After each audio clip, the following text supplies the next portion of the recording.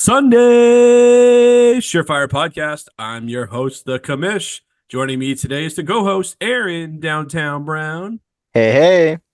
and the other co-host, Ethan Weaver. Kamish, how we doing? We are doing pretty well, boys. Doing pretty well. We are in the swing of redraft season. This is the one of the best times of the year, the entire calendar, because it's that time that we get reminded of one of our favorite activities, and that's fantasy football. And draft season is here. It's coming up for people this week and the coming weeks. Personally, I don't like to draft until after that third preseason game is in the rearview mirror, but nonetheless, like drafts are flying around all over the place. And so with that being in mind, we're gonna talk about some guys that we're really high on. And we're gonna do a really fun flag planting episode. We're gonna tell you guys that hey, these are the players that you need to get on your roster in 2024. They're gonna be crushing at their ADP. Either they're ranked perfectly, and this is the guy you should be picking out of a cluster, or maybe some guys that are kind of fall more to a sleeper category. So we're gonna have two flag plant players each. We're each gonna have one sleeper guy, and then we're gonna have a one hot take, which is always fun around here. Aaron Downtown Brown, sort of our king of the hot takes. So he Buckle up.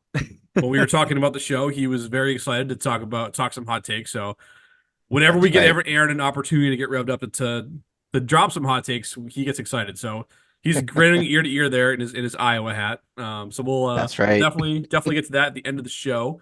For this exercise, if you want to follow along at home, we are going to reference ADP for all of the players that we're talking about.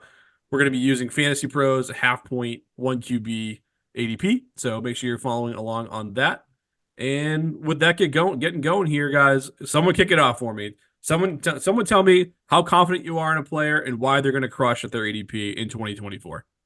I got you, Pat. I'll go ahead and kick it off here. Probably one of the highest ADPs I think we'll talk today. I'm gonna go Garrett Wilson. Currently ranked 13 at ADP. Garrett Wilson, as you were talking flag plans, I think he's a very safe pick. Um, you know, Being ranked at 13, that's just the start of the second round. But honestly, I would grab him anywhere after pick nine and on. All right. So I guess with that being said, I'm thinking he's going to be outperforming that position there. If you're looking at a few wide receivers that go before him, he's actually wide receiver 7 off the board as well. If we kind of look at his talent, coming into the league, we know what Garrett Wilson offers, but we also know what he had to work with in 2023, right? So, he was fourth in targets last year in the 23 season, and he also led the league in uncatchable targets as well. So I think it kind of makes sense with Zach Wilson as his QB last year. Not saying that Aaron Rodgers is still his we'll go back to his true form, but I think it's safe to say that even like a 50-year-old Aaron Rodgers would be better than a Zach Wilson. So I'm pretty firm on Garrett Wilson. I said anywhere after pick 9, I would be all over it. And I just love him at this ADP as well, because you can get I honestly think he can be a top 5 wide receiver this year, passing AJ Brown and even Justin Jefferson with his QB concerns this year as well. So potential there. And then the beauty of it all is if you're around that range in picking, you can get a stud running back right after that too. So anytime I think you can get a top 5 wide receiver and a top 5 running back, you're setting yourself up beautifully in your draft there too. So yeah, I guess that's just kind of why I'm high on Garrett Wilson, is just I think just being that sole alpha over there with the Jets. And I think we always talk touchdown regression, but this is almost the opposite story, where he only came down with 3 touchdowns last year in 2023. So with that target share in 2024, I think there should be touchdown upside in 2024 as well. Aaron wants to talk some positive touchdown regression. Positive regression to the mean is the term you're looking for there, Aaron. There you As go. far as his ADP goes, I think 13 overall is appropriate. I think WR7 is just about right. Aaron makes a really good point. You can start your draft with one of those running backs like a Saquon Barkley, Jameer Gibbs at the end of round 1, and then kind of flip over to round 2 and just grab a wide receiver. I kind of like that approach because it sets you up to kind of do whatever you want in the next when the 3-4 turn comes, if you're drafting at the end of round one. So you're kind of more open-ended, having one running back and one receiver. Like I said before, I'm a big hero running back guy where I want one of those stud running backs. So I think Wilson is perfectly fine, priced appropriately. And as Aaron Rodgers' top receiver, I mean, we saw that would be nothing but gold for Devontae Adams for a few years. And if Rodgers can squeak out one more good, solid season of NFL production, even if he's not in his prime, I think it could spell good things for Garrett Wilson as well. Ethan, give me your thoughts on Wilson, and then give me your first flag plant player. Not much more to add about Garrett Wilson. Garrett Wilson's a good receiver in a prime position to take off in 2024 with Aaron Rodgers at the helm. As Aaron said, he is the sole alpha on that team. Not a ton of target competition with frequently injured Mike Williams. You have Xavier Gibson right now slotted at the wide receiver 3. Malachi Corley and Alan Lazard is also there with Tyler Conklin at the tight end position. So Garrett Wilson is the clear alpha in that room and should be peppered with targets. So I do like the call with Garrett Wilson. I think he should be a locked and loaded wide receiver 1 this year if all goes well in New York. That being said, I will go to my flag plant. I've talked a lot about this player in the offseason through our rookie profiles, through our rookie drafts, and all the way up to now. And it's no surprise that my first flag plant player is tight end Brock Bowers of the Las Vegas Raiders. Right now, he's going to ADP 98, which is 902, tight end 11. And I just think at tight end 11, I think it's a steal. I think Brock Bowers is easily going to be a top 5 tight end this year. I just think he's too good. I've said it over and over again. The guy came into the SEC and dominated, was first team All SEC as a freshman, and was the nation's top tight end his sophomore and junior years, earning the John Mackey Award. And I think he's going to do similar things when he enters the NFL in his first season. I think he is going to do great things on the Raiders offense. I know the Raiders offense probably won't be as efficient as we would like, but I do think he's going to be able to earn a lot of targets behind Devontae Adams.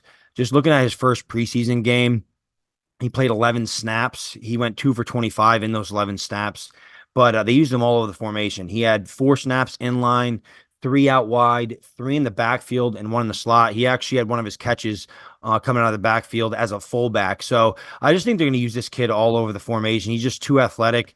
I think he's going to create way too many mismatches. And besides Devontae Adams, I mean, his biggest competition in the receiving game is Jacoby Myers. And I think Bowers is going to take over as the number 2 target earner in this offense sooner rather than later. And I'm just all in on Brock Bowers. He's a guy that I've liked for a long time, and I think he's going to have many great seasons in the NFL, and I think it's going to start in his rookie year. Aaron, is this the cheapest you're ever going to be able to draft Brock Bowers in redraft leagues? You know, it probably is. I mean, that's a good question. I was just gonna say, like flag plant wise, tight end 11, is probably his floor in the next couple of years too. So it's not a bad take there, Ethan. I do think if it's a full point PPR league, I do think he may possibly leap, maybe up to like tight end 8 range or something like that. Half point scares me a little bit, just looking at, how many touchdowns can he come down with um this upcoming season. But love his talent and everything, like you said. But yeah, I think tight end 11 I'm okay with, right? But I think I like him a tad bit more in a full point league. Yeah, he's tight end 11. He's also right on the fringe of the top 100 picks, going 98th overall in ADP at the moment. So I'm definitely inclined to take a shot if I punted on tight end a little bit, and I'm okay waiting. Like, I don't necessarily want to grab David Njoku around earlier. I don't want to necessarily buy in on Jake Ferguson, who goes 2 rounds earlier. So I would rather sit there and wait the 2 rounds for Brock Bowers to come to me, and I'll just bet on the talent. And if I want to, I can come back later with a guy like a TJ Hawkinson, who actually goes later because he's injured right now. So he's a guy I like as well too. TE14. I think that's a kind of a good two-way go, if you will, where you can take a shot on upside with both players, really. you take a swing with Bowers on the talent, and then you insulate yourself with Hawkinson, who will be back on the field down the stretch, who we know is in elite talent from a fantasy scoring production metric at least. So yeah, I like that call a lot for a flag plant. Rookies in general make really good flag plants because they are typically a little bit cheaper. Because just let's face it, I mean, dynasty managers like us who are keyed in 24/7, those people know who the rookies are. In some cases, they have known who they are for several years before they hit the NFL. That's not necessarily the case in redraft, where a lot of, we'll just say, more casual fans who, they pop in August this time of year and they see these names that they don't recognize. They feel more comfortable grabbing guys that they've had before or players that they've seen produce in fantasy years earlier. So I mean, it's kind of a natural thing here that you see rookies becoming good values and guys that you can get to outperform their ADP, and that's why I'm going to start this exercise on my end with another rookie. I'm going to go with. We talked about Garrett Wilson in the Big Apple. I'm going to stick in the Big Apple in New York City. I'm going to go to Malik Neighbors of the New York Giants. ADP 52 overall, good for WR24. He is by far my favorite pick in round 5, and hell, I think he'd even be my favorite pick in round 4 if he stayed, if he crept up a little bit in that ADP. I mean, I just think he has all the tools to be awesome for fantasy this season. And before I even make the case on Neighbors, I kind of want to just hop in the time machine real quick. I want to go back to 4 years ago, when Brian Daboll was the OC in Buffalo, and they traded for Stephon Diggs. And at the time, Josh Allen was teetering on that kind of like break point of his career, where the first 2 years didn't go that great, and they were kind of thinking like, okay, is this the ceiling with Josh Allen? And in order to get that answer, they surrounded him with talent. They went out, they traded a first round pick for Stephon Diggs. In his 2 years in Buffalo, when Brian Daboll, who's the current coach of the Giants, was the offensive coordinator in Buffalo, he made Stephon Diggs one of the most targeted players in the NFL. In 2020, he was number 1 in the league in targets among wide receivers, and he finished WR3 overall in fantasy scoring. So, as much as people are down on Daniel Jones, and I'm not going to sit here and say that he's going to make a Josh Allen-esque leap in this, what is this now, his 5th year with the Giants, but I do think that I look around this Giants offense and I see it just being bereft of pass catchers outside of Malik Neighbors. And the last time we saw this type of scenario unfold in a Brian Daboll offense, it was in Buffalo, and all they did was funnel targets to Stephon Diggs. And if you guys watch Hard Knocks at all, this team that they were incredibly high on him throughout the process. They even had him above Marvin Harrison on their draft board, if you believe what you read on there. So turned down several offers to move back and just stayed there, grabbed their guy. And listen, even though this Giants offense might not be like top 5 in the league in scoring, I don't see that coming. I think there's enough targets to go around and to enough. And when I say go around, I mean go to Malik Neighbors to keep him incredibly fantasy viable this season, guys. I like to call him Malik Neighbors. There's just not a lot of competition for targets, and he's clearly the most talented player in that offense. I think Daniel Jones is going to throw the ball his way early and often. I mean, Neighbors is just that. I mean, he's that guy. I mean, you can put him in the same breath as even like guys like Jamar Chase coming out. I mean, even Justin Jefferson. Neighbors was probably a more sought after talent in this year's draft than Jefferson was when he was coming out. 100%. Neighbors is just that guy. And I think the talent, the cream of the crop, rise to the top. Neighbors is that guy. And I don't hate Daniel Jones. I think Daniel Jones gets a bad rap sometimes. I'm kind of excited to see what he can do with a guy like Malik Neighbors. But I mean, just look at that Giants offense, like you said, Kamish. There's just no one of consequence in there that's going to compete with Neighbors. I mean, I wouldn't be surprised if he gets 150 targets this year. He just needs to stay healthy, and picks like Neighbors in the 5th round could win you leagues.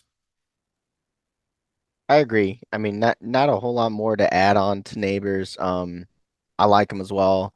I mean, let's also mention that Barkley is gone, right? I mean, I know he's a running back, but if you looked at the Giants offense last year, the offense really just lived through Barkley and to see what they could do while he was on the floor, right? I think, the offensive plays may change a little bit, on the goal line, or like the 5-yard line, that's got Neighbors written all over it too. So I love that call as well. Yeah, definitely. I mean, this is also like kind of a make or break year for Jalen Jones. I mean, they can get out of his contract after this year if they want to. And so it's kind of like, I mean, yeah, Barkley's gone. They signed Devin Singletary. They signed a couple of offensive linemen. I get that. But like you got to get an answer on Daniel Jones, and you're going to get it this year. You're not going to get it by handing it to Singletary. So they're going to chuck the rock to Neighbors a ton. He's going to be really fun to watch. I think he's going to take the league by storm this season. But Aaron, let's kick it back to you, brother. Who's the second player that you're planting your flag on this season? All right, I'm gonna start doing this. Right, so got to do my Homerism, Get out. at least Get out. once in a while, right? But no, I like I'm going with Isaiah Pacheco. ADP 23, sent at running back 11. He's been moving up a little bit in rankings recently. I think people are really just looking at his situation coming up here in 2024.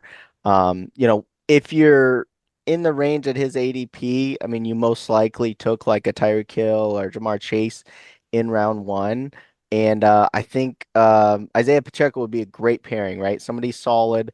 Really, when you look at just running backs in fantasy football, and I think some of the formulas that will never change in the history of fantasy football is if they're a workhorse back, that's a good sign, right? If they're on a winning team and a good defense, that are all signs for top fantasy output for running backs, right? So I think that checks the box with Isaiah Pacheco in all those categories too. So I mean, we saw him come alive a lot more in the passing game last year as well too. So I just think Isaiah Pacheco is just such a safe pick, especially if you got such a game breaker wide receiver in the first round and you're just looking for a workhorse back. I think Isaiah Pacheco can break into the top 10 running backs quite easily in 2024, where we should see a little bit more of a higher scoring offense from the Chiefs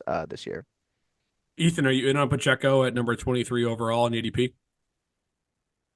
I'm not a big Pacheco guy, but just looking at the board, especially in half point, I don't hate selecting Pacheco at 23. It's definitely not something I would I would love to do. But if you went receiver at the 102, if it was whether it was CD Lamb, Chase, Jefferson, Amon, whoever it is, and you come around at 23 and you pick Isaiah Pacheco, I think he is a pretty safe back. If he stays healthy, he's going to be in one of the most efficient offenses in the league. He's going to have a ton of touchdown upside. There's like zero competition behind him with CEH, Generic Prince, and Keontae Ingram. So it's his backfield. I believe he just his past preseason game, he played 100% of the backfield snaps of the first team offense. He's going to be on the field. If he can work into that third down role a little more, I mean, that will just increase his upside.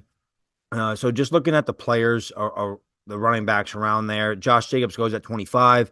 I can see going Pacheco over Jacobs just due to the lack of competition that Pacheco has to offer. But I think those two are relatively similar. Josh Jacobs does have a ton of miles on his body the last couple of years, and Pacheco, he does run he does run like a bull in a china shop, so you never know when he's getting hurt. But I don't hate the call with Pacheco at 23. He's just not one of my favorite players. I mean, I didn't love the guy either, to be honest with you, coming out. I didn't think very much of him. And even like when he was going off early, I'm like, this isn't going to last. Like this guy, like the way this guy runs is going to get he's going to get teed off on there and get hurt. And that could happen. But like, I'm kind of also done fighting back on that because I mean, like the RB11 sounds about right for me in redraft just because the guys that go after him just don't inspire a ton of confidence in me. He said Jacobs goes after him. There. And I mean, I'd rather have Pacheco than Jacobs personally. And then there's kind of a bit of a gap before you get to like guys like Rashad White and James Cook. So yeah, it very well could be the highest scoring offense in the league. It's probably what the betting odds are that they will be the highest scoring offense in the league, given the moves that they've made, given the quarterback and the head coach that they have to work with in Kansas City. So there's absolutely nothing wrong with buying in on him at the end of round two, maybe even the start of round three. So yeah, grab Pacheco there. I think it's a solid flat plan, Aaron. Ethan, what else you got for us? Okay, on the flag plant number two, another guy we've talked a decent amount. I'm gonna go Christian Kirk, overall 73, wide receiver 32. I just think at wide receiver 32 prices, you're getting a bargain on a guy who I think is going to be a locked and loaded wide receiver two at his floor. He only played 12 games last season, so if you projected what he did last year in the 17 games, it would have been around 87 catches on 133 targets for around 1,200 yards, which and around 5 touchdowns, which would have amounted to 191 fantasy points, which would have been good for wide receiver 17, which ironically was Calvin Ridley. Calvin Ridley is no longer there, and Zay Jones is gone as well. So now you're looking at Christian Kirk, Brian Thomas, and Aaron's boy Gabe Davis. You also got Evan Ingram there, who is going to garner a lot of targets as well. I just think Christian Kirk amongst that receiver group is going to be the clear wide receiver one. There's 200 vacated targets with Zay Jones and with Zay Jones and Calvin Ridley, and I think Christian Kirk is talented enough to amass a lot of those targets to come his way. I don't think Evan Ingram is going to eclipse his 136 targets, and Trevor Lawrence was chucking the ball all over the yard last year. He was 8 in pass attempts, 10 in passing yards, 5 in air yards. Christian Kirk isn't too far removed from a wide receiver 11 season in 2022. Um, his competition is a rookie in Brian Thomas and Gabe Davis. I mean, Gabe Davis played all 17 games last year and only amassed 139 fantasy points. Didn't even eclipse 50 receptions. So I think the offense is going to funnel through Christian Kirk, and I honestly think it's wheels up. I don't understand why he's being drafted as a wide receiver 3 when I think his floor is a wide receiver 2. Yeah, I think I think as you said, we have a lot of tape on Christian Kirk this year, and I think we all like him. I think this is one where it'd be don't overreact a little bit on the or too much, I should say, on the preseason games. I think I seen some reports or just looking at the games that he was really only out there with the first team offense when they're in 3 wide receiver sets. But I think that's a little bit to that is they kind of wanted to see what Brian Thomas Jr. had to offer with Gabe Davis to kind of see who that true number 2 is there. Maybe they're just kind of reserving Kirk a little bit there.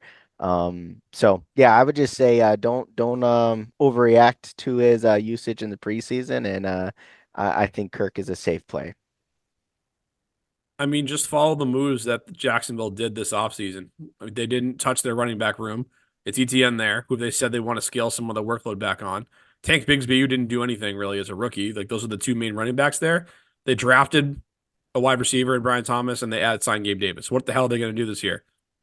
They're going to throw the football. Like so, yes, I want pieces of Christian Kirk.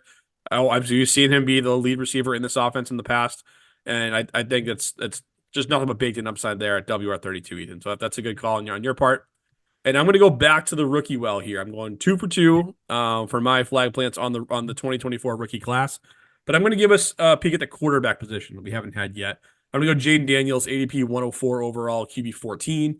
And just like I said, leading into those rookies being good values, baby. We'll see how it pans out. But we know that he can run the ball on the ground. We saw that in his last 2 years in college, over 2,000 rushing yards, 21 touchdowns combined over his final 2 seasons at LSU. But I think he can also be a better passer than people are willing to give him credit for. I said this on previous episodes. Like he's not like a typical 21, 22-year-old rookie. He actually turned 24 during his rookie campaign, and he started 55 games in college. So he's coming in with a little bit more seasoning than most rookies are. And that Cliff Kingsbury offense is just something that I want a piece of here, especially with cheap exposure.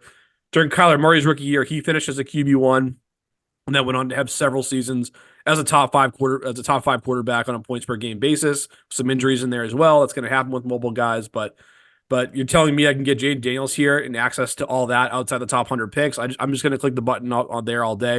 If he's going to sit there, I'll have no problem at all waiting around at quarterback in 1 QB leagues and just getting shares of Daniels. And if I can snag him in the 9th round, I'm going to love that. And like I said, it's quarterback in a 1 QB league. So if you're concerned about him as a rookie, or maybe he's not going to be ready for the NFL from day one, you can just go grab a safer guy later. Like Trevor Lawrence, Justin Herbert, Kirk Cousins, a few other players in that mix too, all go after Jaden Daniels in ADP. So worst case, you can stream quarterback, but you should draft Jaden Daniels, and you should do it.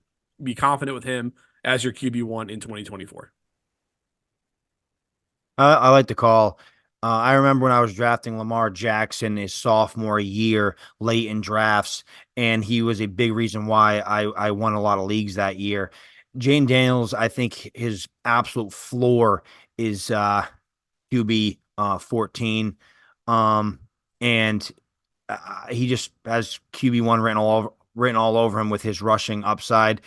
You see these quarterbacks all the time with the rushing ability, like Justin Fields. I mean, Justin Fields, I think Jane Daniels is going to be a better passer than Fields was, and Fields was a perennial QB1 just because of his legs. Jane Daniels, I like the pairing with Cliff Kingsbury. There are pieces around him to succeed. If Daniels can stay healthy, can protect himself with his slight frame, I don't see why he can't be easily a top 12 quarterback. I agree. I mean, you kind of read my mind there, Ethan. I was gonna say top 12 as well. I think, we had an episode a while back. We were saying a couple top 15 rookie quarterbacks this year, but I think Daniels can break the top 12 as well.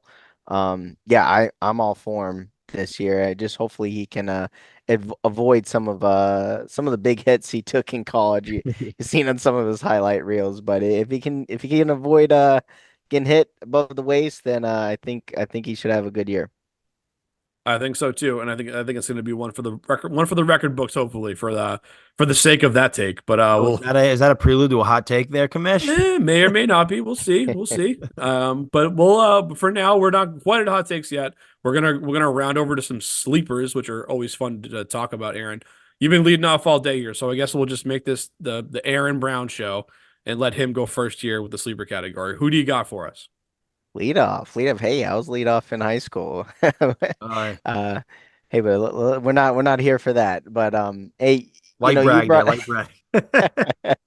you you brought up the Giants wide receiver core, and I think if you looked at it last year, I think their passing game was kind of gross overall. But I'm gonna bring up a sleeper here. I know you brought up Neighbors earlier as a flag plant, but I want to dig a little deeper here on this Giants team. I'm gonna go Wandale Robinson. He's ADP 222 right now. Right now, wide receiver 78. So kind of deep there in your drafts. As you know, I think we all know Neighbors is definitely that number one. But I think it's very safe to say that Wandale is going to be the number two in targets on that team. You also had Darren Waller's retirement in the offseason as well. And Wandale, he's a full season recovered from that ACL tear that he suffered in his rookie season too. So, once we get to our DFS talk a lot too, we talk game script a lot. I think Wandale is going to get involved a lot, right? Because I don't think I think the Giants are going to be fine from behind a decent amount this year. In that division, and I think that's just really got PPR points written all over Wandale. So I think it's a sneaky play here. I think he can get you a good 9 points per game, which is pretty decent to count on coming off your bench if you got some injuries or something in the league too. So I like Wandale Robinson a lot this year, where they really don't have very many other options in the passing game. As we said, and with Barkley's departure as well, and no tight end. So Wandale is my sleeper. Ethan, are you diving to the bottom of the Atlantic Ocean to to pull up some Wandale Robinson as a sleeper in 2024? I honestly don't hate that call. As I alluded to before, there's just nobody there really outside Neighbors and Robinson. Darius Slayton's there. You have Isaiah Hodgins, the corpse that is Allen Robinson's there apparently, and then you have the tight end position, which is Bellinger and Theo Johnson. So I think the offense is going to go through Neighbors and Wandale Robinson. And I mean, Wandale, when he was on the field, was earning targets. I mean, in 2023, I mean, to end the season, he had targets of 7, 4, 7, 9, 6, and he did pretty well fantasy point wise. I mean, scoring 14.5 in a down week, 14.5, but and then to end the season he had 16.9 and 11. So not terrible numbers for a guy that was coming back only in year two, coming off the ACL there late in the season. And I think Wandale Robinson did show a decent amount when he was on the field. He just needs to stay healthy, and the Giants' offense needs to get a little more efficient there. Yeah, I mean, the Giants were a complete mess last season at the end, and he did have some highlights there. So, like you said, someone's going to emerge as a second pass catching option. I have no idea who it's going to be, but he's basically free. So, sure, by all means, take a swing at Wandell Robinson and see if it pans out. Ethan, who are you taking a swing at as a sleeper and hoping they pan out this season? Okay, I'm not going to talk in depth about this guy because I already talked about him, so I'm just going to throw him out there real quick. I think Kendre Miller, RB 53, overall 168, which is the 14-12, so the last pick in the 14th round, I think is a good sleeper candidate. If he can just stay on the field, I think he's clearly going to be the Saints RB2, and I believe he will lead the Saints in rushing if he can stay healthy. But that's Kendre Miller's biggest problem. He's on the shelf right now with a hamstring injury. I just think Jamal Williams is pretty much dead. He had his lowest yards per carry of his career, under 3 last year. Kamara has been was much less efficient last year, rushing the ball. So I just think it's Kendre Miller time if he can stay healthy. But I talked a lot about Kendre, so I'm just kind of give a little bonus shout out to him.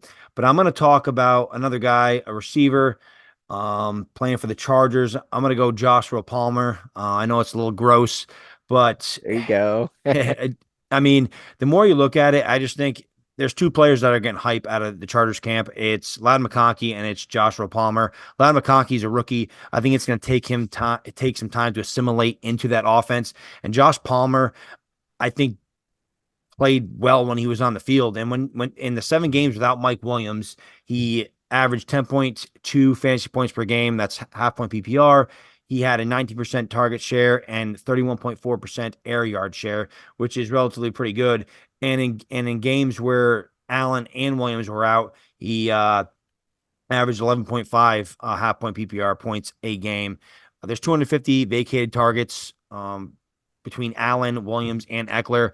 And I think Josh Palmer is the veteran guy that's going to come into the 2024 season as the de facto number one. Will Ladd McConkey eclipse him as the season goes on? Maybe. But I mean, you look at that roster, it's Ladd McConkey, Joshua Palmer, DJ Shark, and QJ fighting for that wide receiver 3 position, and really no tight end of consequence. Justin Herbert he's going to throw the football to somebody. Why not take a stab in the 13th round on a guy like Joshua Palmer? That's immense upside in that round. If he ends up being the wide receiver 1 for Justin Herbert throughout the year, you just got an absolute steal late in your fantasy draft. Yeah, I definitely like that call. I mean, I know that was I think we had an episode a while back. I think we were going back and forth with McConkey and him where I do think it's McConkey and Palmer, as you said, as the top 2 targets. And I actually think your boy DJ Chark beats out Quentin Johnson for that third role because I'm happy and sad with that. yeah, I just think Chark has to kind of keep the defenses honest a little bit, just running a couple deep routes a game. But I think it's Palmer and McConkey that are going to do the dirty work. And I think if you're looking at your draft, if you miss out on McConkey earlier, like I said a few weeks back, I would be happy grabbing Palmer because I actually think they may have very similar stats this year. So I like that call. Yeah, in round 13, definitely take a swing. I mean, I don't even love Josh Palmer, but if you're telling me I can draft him in that round, I'm going to be happy to do that and see how it pans out. And if it doesn't pan out, guess what, guys? It's a 13th round pick.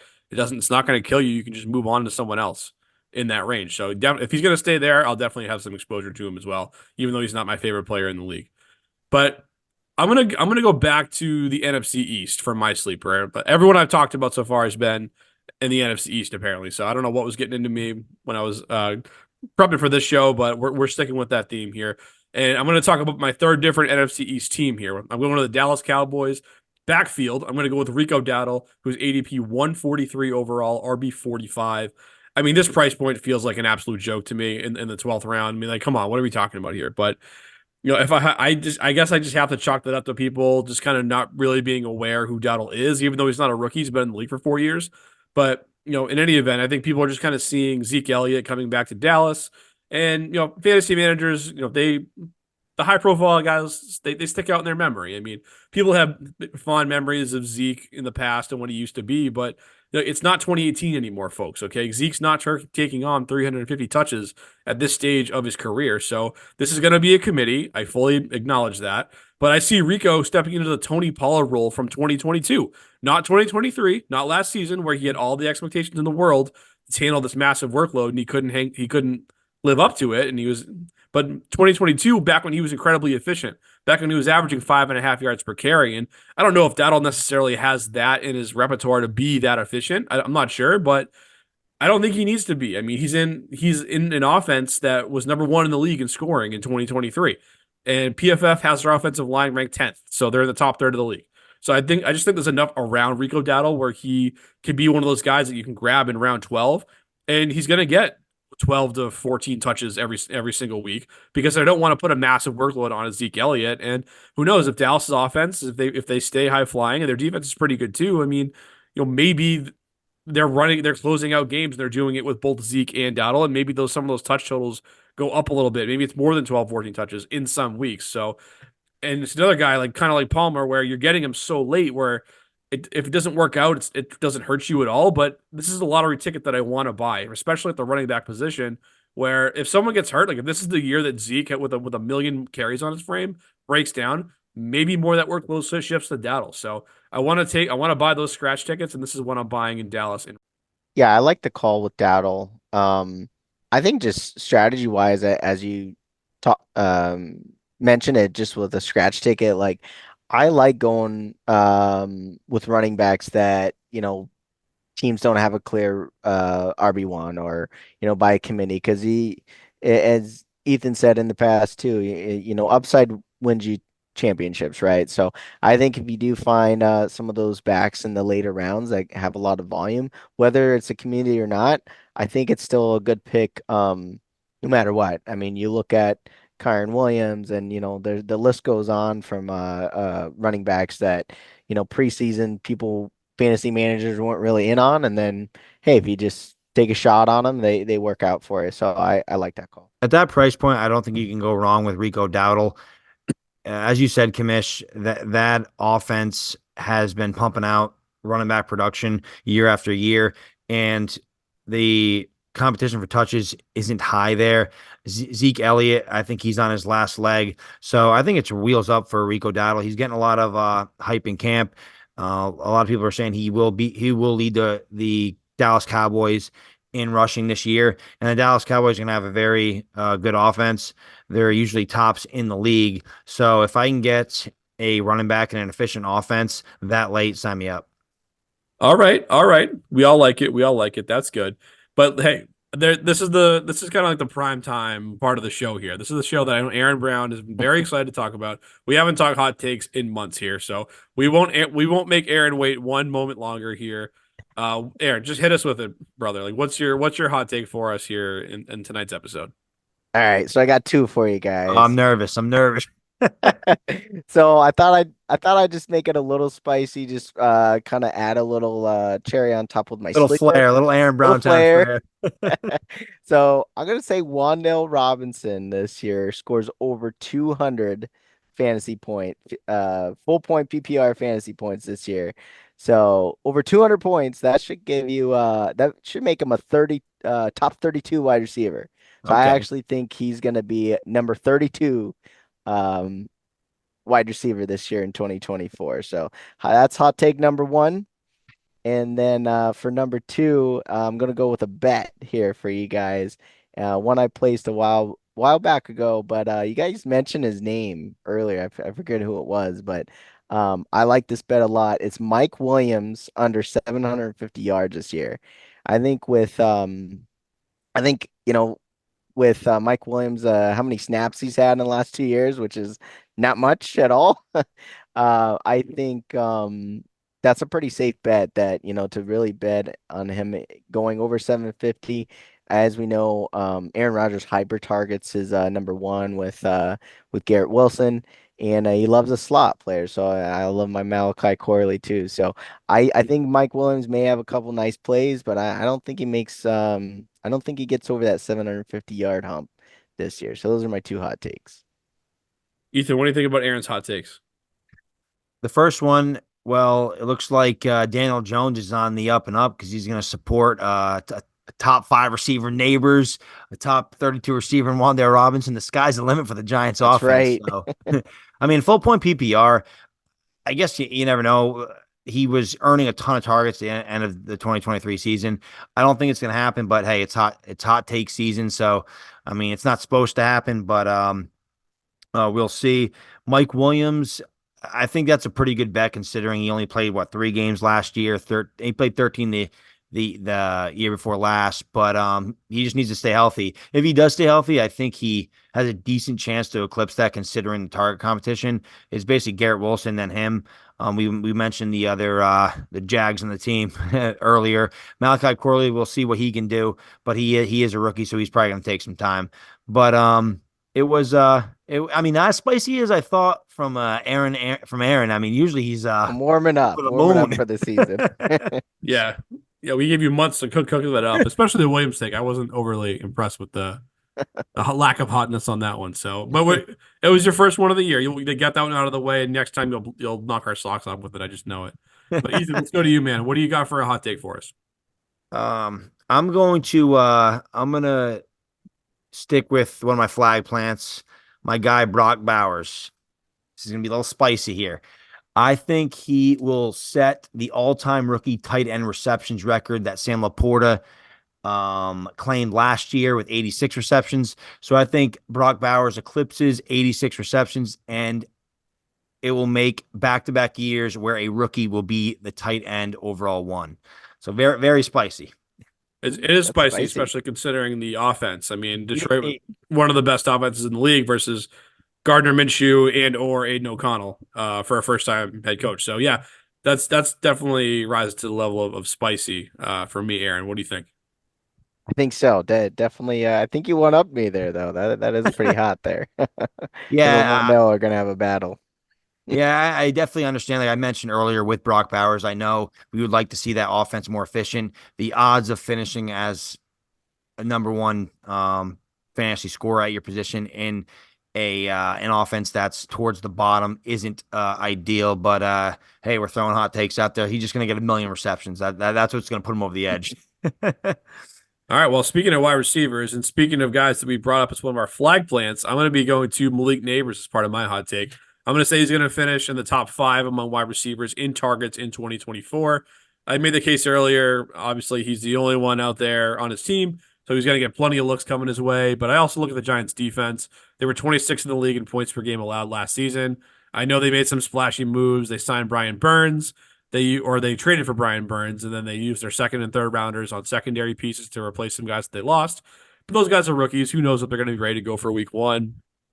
I just think point being that a combination of the Giants defense, probably being below average again, and also with a lack of target competition, I just think the targets are going to get funneled Neighbors' way like crazy. I can kind of see that perfect storm brewing, and it's been over a decade since a rookie wideout was top 5 in targets. So definitely, I think rises to at least the level of a hot take here, guys. What do you think? Hey, as long as shares the wealth with Wandale a little bit on the targets, then I don't mind. We could toss him a target every other week or so.